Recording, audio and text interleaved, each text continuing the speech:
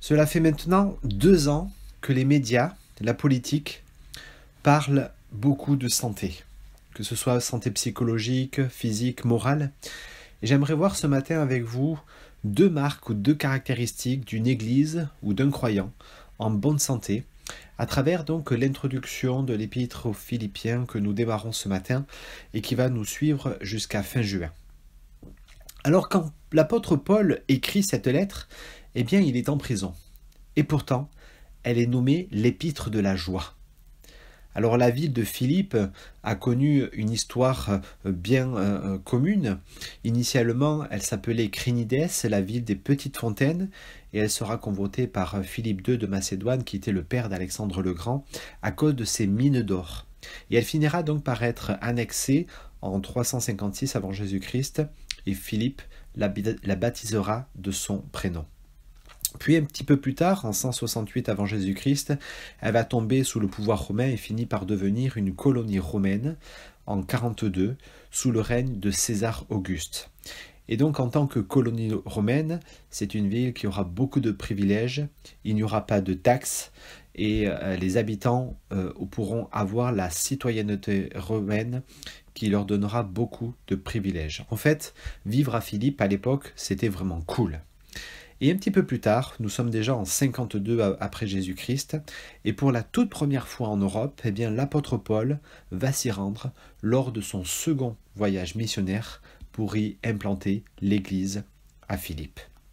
Et donc pendant ce séjour, vous pouvez retrouver en Actes chapitre 16, plusieurs personnes vont se convertir au christianisme, dont Lydie, une vendeuse de pourpre, et également un gardien de prison, ainsi que sa famille, qui vont être rassemblés en église et enseignés donc par l'apôtre Paul et Silas, qui un petit peu plus tard vont devoir quitter la ville à cause des autorités romaines, de quelques émeutes et aussi d'une opposition satanique très virulente. 10 ans plus tard, et après quelques visites, eh bien, l'apôtre Paul va leur écrire depuis sa prison à Rome. Et on peut se poser la question, mais qu'est devenue l'Église ? A-t-elle des difficultés ? Est-elle encouragée ? Est-elle en bonne santé ? Et qu'est-ce qui la caractérise ? Quelles sont ses marques 10 années plus tard ?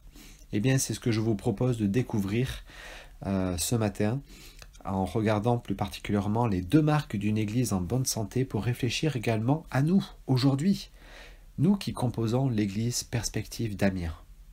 Mais lisons ce texte en Philippiens chapitre 1, versets 1 à 11. Il est écrit : Paul et Timothée, serviteurs du Christ Jésus, à tous les saints en Jésus-Christ qui sont à Philippe et aux évêques et aux diacres. Que la grâce et la paix vous soient données de la part de Dieu notre Père et du Seigneur Jésus-Christ.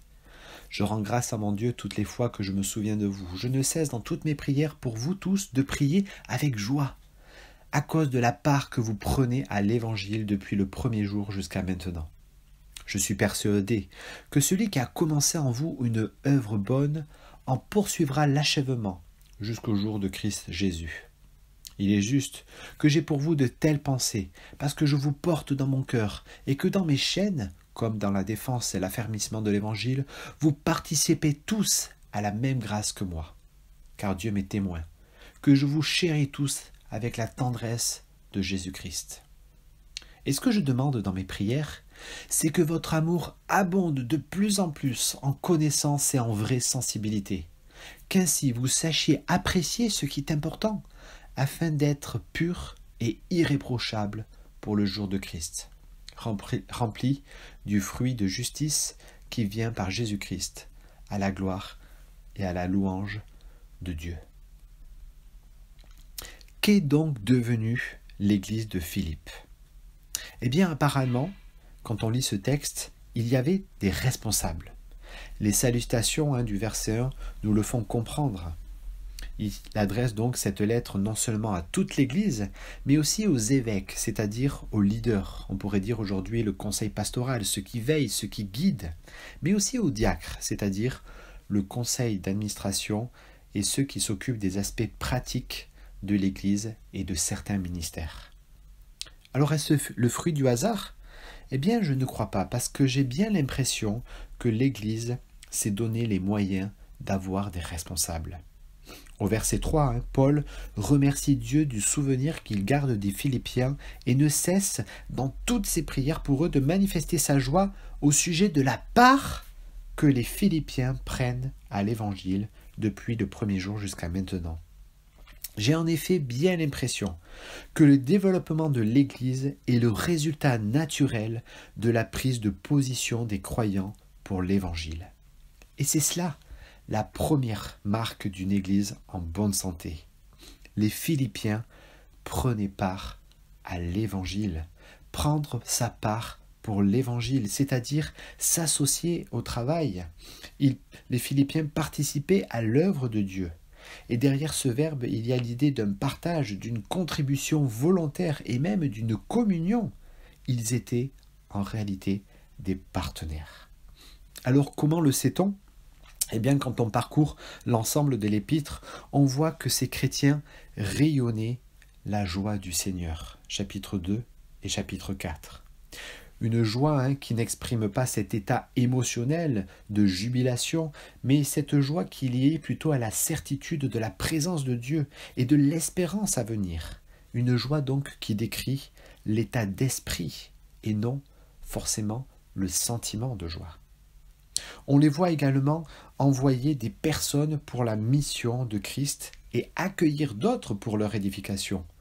Et il y avait par exemple Épaphrodite, Clément, Timothée et Tite qui seront envoyés et qui viendront dans cette église. On les voit également subvenir fidèlement et généreusement aux besoins de l'apôtre quand il les remercie pour leur soutien financier au chapitre 4. Et quand l'apôtre parle d'eux aux Corinthiens relevant leur exemplarité, leur libéralité et leur joie débordante malgré leurs faibles moyens. On les voit également rester fidèles malgré l'opposition et la présence de personnes, des faux ouvriers qui prêchent par envie et rivalité ou avec de mauvaises motivations.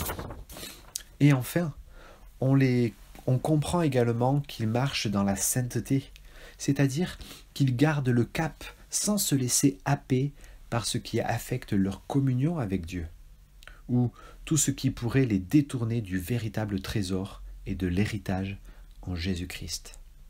Et Paul n'hésitera pas vraiment à dire combien il les porte dans son cœur, combien il les chérit tous avec la tendresse de Jésus-Christ et l'importance que l'Église a été pour lui. Il parlera d'elle comme étant sa joie et sa couronne. Et même l'histoire nous donne un témoignage très positif de cette église à Philippe, comme une église qui 50 ans plus tard, on est à peu près au 1er siècle après Jésus-Christ, faisait preuve de solidarité à l'égard d'un personnage qui s'appelle Ignace, qui était évêque d'Antioche, alors qu'il se rendait à Rome sous l'escorte militaire romaine pour être livré aux bêtes dans l'arène. Alors oui, j'ai bien l'impression que dès l'instant où ils ont saisi le sens de l'évangile, c'est-à-dire cette bonne nouvelle de la réconciliation avec Dieu et toutes ses implications, ils sont devenus de véritables partenaires. Ils ont pris leur part pour l'évangile. Aujourd'hui, nous pourrions vraiment dire que cette église était une église missionnelle, avec un goût fortement prononcé pour le témoignage et pour l'amour du prochain. C'était en quelque sorte leur moteur, leur projet, et ce qui favorisait leur développement. Ils brillaient dans le monde comme des flambeaux, portant la parole de vie. Et j'ai bien l'impression que ça nous rappelle quelque chose de ça, n'est-ce pas, en lien avec notre vision d'Église. Alors, nous, et toi, quelle part prends-tu pour l'Évangile?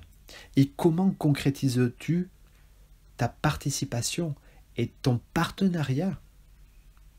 Alors ce matin, en disant cela, je ne veux surtout pas charger ni culpabiliser celles et ceux qui en font déjà beaucoup ou qui n'ont pas la possibilité d'en faire plus. Et notamment, connaissant bien votre degré d'engagement à tous, ici à l'église d'Amiens. Et d'ailleurs, ce n'est même pas une question de quantité dont il est question ici, mais plutôt de fidélité. L'engagement chrétien, l'élan qui nous anime, ne doit pas être motivé par un sentiment de lourdeur à devoir faire. jusqu'à que nous soyons démotivés ou épuisés. Mais notre part est motivée par l'action puissante du Saint-Esprit dans nos vies et les effets de sa présence en nous, par le fait d'être à l'écoute de ce que Dieu m'appelle à être et à faire dans l'étape de vie où je me trouve. Je dis ça, car parfois nous pourrions avoir des tendances qui nous détournent de ce que Dieu veut vraiment pour nous. On pourrait avoir plusieurs tendances. On pourrait avoir soit l'attitude, on pourrait dire, de l'ours glouton, et prendre une part trop importante dans le service. Et ça, je le dis souvent, notamment quand mes enfants, on leur prépare leur gâteau préféré, je leur dis attention, si tu en prends trop, au bout d'un moment, ça écœure. Et c'est la même chose dans le service chrétien. Nous pourrions aussi avoir la tendance du manchot.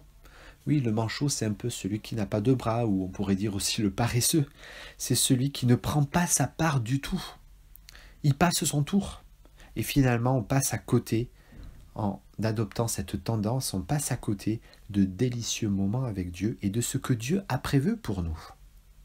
Nous pourrions aussi avoir l'attitude ou la tendance de la pie-voleuse. C'est celui ou celle qui prend la part d'un autre, ou qui ne laisse pas à l'autre. Car peut-être on a du mal soit à faire confiance ou à déléguer, et là peut-être il y a un peu d'orgueil, ou alors je ne sais pas comment je peux déléguer. Mais ça, la bonne nouvelle, c'est que ça s'apprend. Et enfin, nous pourrions aussi avoir l'attitude du lézard flemmard. C'est celui qui laisse volontiers sa part à l'autre, car on ne veut pas sortir de sa zone de confort, on ne veut pas sortir de sa sécurité. Et c'est trop difficile de changer nos habitudes. Donc, on laisse sa part. Il y a donc des tas de raisons pour prendre sa part, mais aussi d'autres, plein d'autres, pour ne pas la prendre. Alors que Dieu, dans sa grâce, veut nous associer à la fabrication de son cadeau d'amour pour l'humanité comme des abeilles ouvrières qui travaillent fidèlement, qui participent en équipe à la construction du royaume de Dieu ici-bas. Nous avons donc un rôle à jouer chacun d'entre nous, parce qu'en chacun de nous, l'Esprit se manifeste d'une façon particulière, mais les dons qu'il nous accorde nous sont toujours conférés en vue du bien commun. C'est pour être utile aux autres que l'Esprit de Dieu donne aux uns tel don et aux autres un autre don, comme Paul nous le décrit en 1 Corinthiens chapitre 12. Mes amis, l'église de Philippe avait cette marque de fabrique. Elle prenait sa part à l'évangile. Alors nous aussi, continuons à œuvrer en rayonnant simplement Jésus-Christ là où nous sommes. La deuxième marque à présent que je souhaite développer avec vous est un peu plus délicate. Car à Philippe, il y avait des chamailleries. Et oui, une église en bonne santé n'est pas forcément exempte de conflits. Mais une église en bonne santé sait comment gérer ces conflits et ces relations. La deuxième marque, c'est donc savoir gérer nos relations même conflictuelles. C'est ça la deuxième marque d'une église en bonne santé. Et quand on lit l'épître aux Philippiens, on voit bien que l'atmosphère générale n'était pas claire. On voit qu'il y avait de l'eau dans le gaz, notamment avec cette exhortation que Paul fait à ces deux femmes, Évodie et Syntyche. Et il leur demande vraiment de rester unis et d'essayer d'arrêter leur crépache de chignon. D'où certainement sa prière, du verset 9 à 11, quand il dit « Ce que je demande dans mes prières, c'est que votre amour abonde de plus en plus en connaissance et en vraie sensibilité, qu'ainsi vous sachiez apprécier ce qui est important afin d'être pur et irréprochable pour le jour de Christ. » Ici, Paul ne prie pas pour que leur amour augmente en ignorance, en indifférence ou en négligence ou même en maladresse, mais plutôt en connaissance et en tact. Qu'est-ce que ça veut dire ? Eh bien, ça veut dire que Paul les exhorte à ce que la notion de l'amour ils puissent augmenter leur compréhension de ce qu'est véritablement aimer, mais pas que, mais aussi la manière de pratiquer cet amour, leur façon d'agir envers les autres, autrement dit, leur capacité à savoir comment se conduire en présence de l'autre, et même quand c'est chaud. Car en effet, même parfois au nom de l'amour, il nous arrive de faire des gros dégâts, d'où l'importance de savoir comment aussi nous comporter de façon à aimer concrètement. Donc l'apôtre ici ne prie pas pour qu'il y ait plus d'amour entre eux, car l'amour n'est pas une fin en soi, c'est plutôt le moyen pour atteindre un but. C'est l'outil, le garde-fou, c'est la clé que Dieu met à notre disposition par son esprit pour que vous sachiez apprécier ce qui est important, nous dit le texte. C'est-à-dire pour que nous sachions discerner, identifier ce qui est le meilleur, ce qui est l'essentiel pour nos relations. N'est-ce pas tellement pertinent et valable pour nous encore aujourd'hui, n'est-ce pas? Notamment quand il y a des incompréhensions, des chamailleries ou des conflits qui apparaissent dans nos couples, dans nos familles et dans l'Église également, ou dans nos relations tout court. Parce que quand ça pète, eh bien, on ne sait pas comment trop agir. On ne sait pas comment trop interagir avec celui ou celle avec qui ça a pété. En fait, on se sent très mal à l'aise et il y a plein d'émotions qui nous submergent. Et là aussi, il me semble qu'il y a plusieurs tendances, plusieurs comportements que nous pouvons adopter. Et un des premiers comportements dans le conflit, c'est qu'on peut adopter la technique du pitbull. Vous savez, c'est celui qui est mordicus, qui ne lâche rien, jusqu'à ce qu'on obtienne ce qu'on désire. Je cherche à dominer l'autre et j'accuse. Ou alors il peut y avoir l'attitude de la tortue. C'est celle ou celui qui ne dit qui ne dit trop rien, qui cède, qui va plutôt se plaindre, reculer tout en développant de la colère frustrée ou de l'amertume. Et tout d'un coup, ça éclate. Il peut y avoir aussi la méthode de l'autruche. C'est ni vu ni connu, je refuse de voir tous les problèmes, je fuis et je ne veux vraiment pas gérer. Ou enfin, il y a la technique du perroquet qui cherche, lui, plutôt à ramener les autres à lui pour faire poids dans le conflit, en lançant quelques missiles verbaux, en général très gentils, mais pour finalement arriver à ses fins. Plusieurs techniques. Quelle tendance avez-vous? Alors que Dieu nous invite plutôt à être des colombes. À être des colombes. Alors bien sûr ici, non qu'il ne faille se laisser marcher dessus quand il y a du conflit. C'est pas être des gentils chrétiens qui se laissent faire ici. Mais les caractéristiques de la colombe est bien particulière. Parce que la colombe, dans une relation conflictuelle, qu'est-ce qu'elle fait? Elle cherche le dialogue. Et elle affronte humblement, paisiblement et sagement l'origine du problème. La colombe essaie également de comprendre l'autre et d'entendre son point de vue, ses émotions, ses besoins et les raisons de son comportement. Elle est curieuse de savoir pourquoi la personne se comporte ainsi. Toujours dans la bienveillance, sans critiquer, sans juger ou utiliser, vous savez, les tu qui tuent. Une colombe, c'est aussi poser ses propres limites. C'est très important. En exprimant également ce qui a été blessant pour ne pas être à nouveau malmené.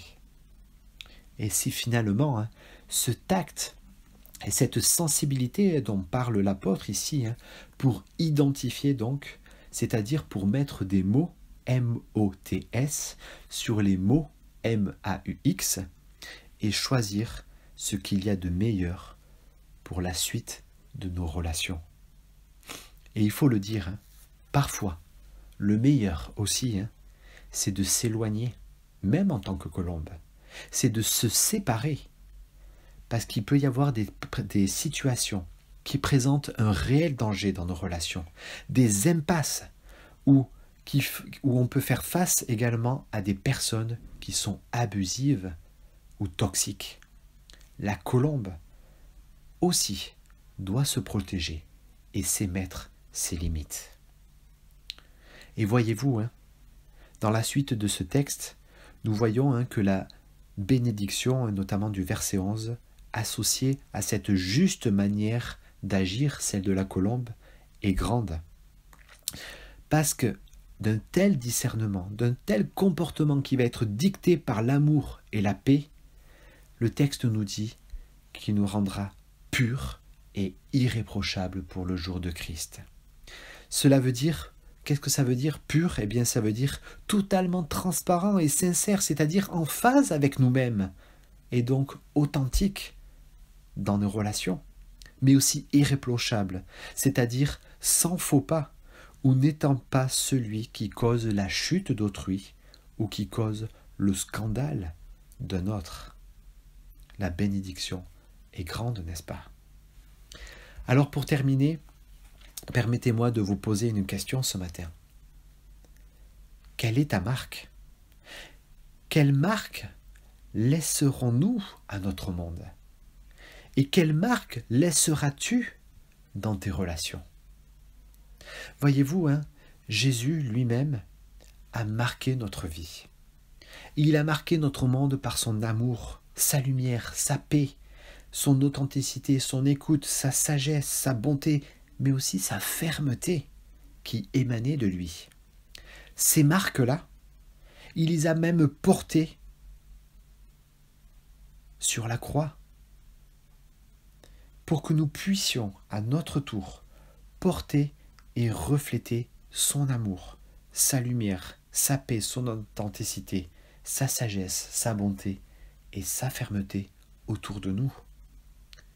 Nous sommes donc appelés ce matin à l'imiter et à marcher sur ses traces en prenant notre part et en répondant pratiquement à son appel, tout en gérant nos relations, même conflictuelles, pour garder ce qui est important, pour aller à l'essentiel et ne pas perdre notre temps.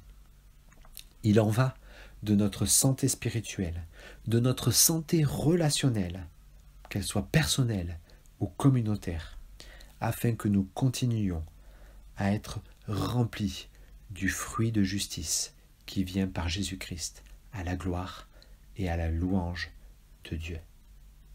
Que Dieu vous bénisse.